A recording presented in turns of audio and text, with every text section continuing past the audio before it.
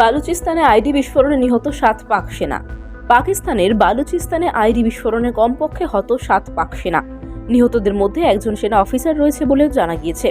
বিস্ফোরণে 5 সেনা আহত হয়েছেন বলে স্থানীয় সংবাদ মাধ্যম সূত্রের খবর। তাদের নিকটবর্তী একটি সামরিক হাসপাতালে ভর্তি করা হয়েছে।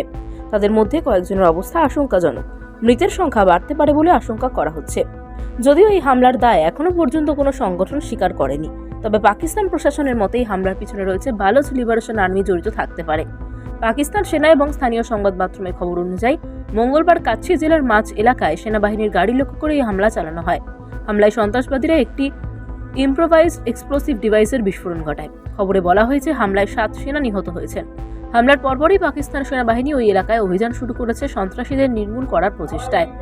প্রশাসনের তরফে বিবৃতিতে জানানো হয়েছে, এই ঘৃণ্য হামলার সঙ্গে যুক্ত অভিযুক্তদের বিচারের আওতায় আনা হবে।